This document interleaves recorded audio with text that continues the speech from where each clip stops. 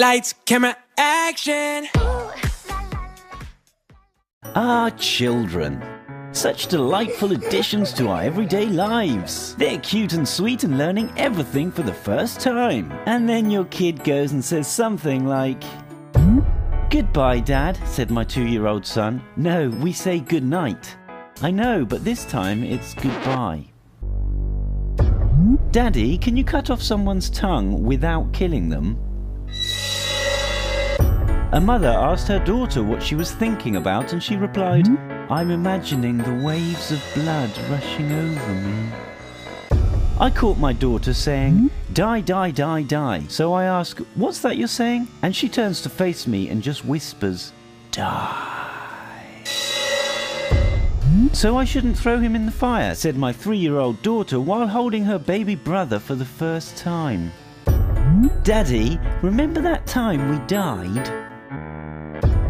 I wake to find my 3-year-old standing by my bed staring at me with a huge grin on his face. "What are you doing?" I finally say. "Nothing," he says, still grinning. At this point I realise he's got his hands behind his back. "Are you holding something?" "No."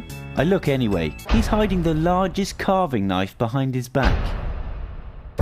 We got my little sister a puppy for Christmas. When she woke up and saw the dog, she said, "My baby, it's not time for you yet," and tried to pick up the dog and shove it in her mouth.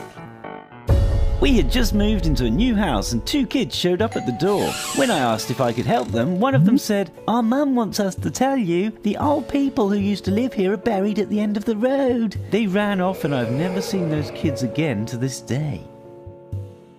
As I was driving down the road, my kid was about to nod off. Right before the lights changed, he said, "Last time I died in a fire."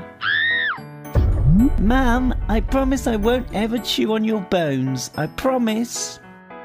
My 4-year-old son asked my pregnant sister if there was a baby in her belly. She said yes. With a completely straight face, he slid from his chair and headed for the kitchen, saying, "We need to get it out. I'll go get the knife." My daughter saw me getting dry skin off my shoulder after bad sunburn and asked if she could keep my skin flakes and put them in a jar so when I die she can make a mummy mask to remember me always. My 3-year-old daughter stood next to her new baby brother and looked at him for a while, then turned to me and said, "Daddy, it's a monster. We should bury it." At my great-uncle's funeral, my daughter asked when he was going to turn into a zombie.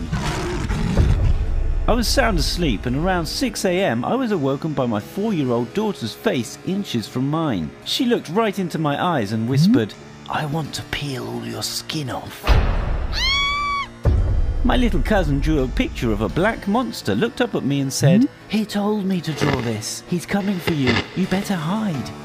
I said, "Go back to sleep. There isn't anything under your bed." To which my son replied, "You're right. He's behind you now." "Daddy, I love you so much that I want to cut off your head and carry it around so I can see your face whenever I want."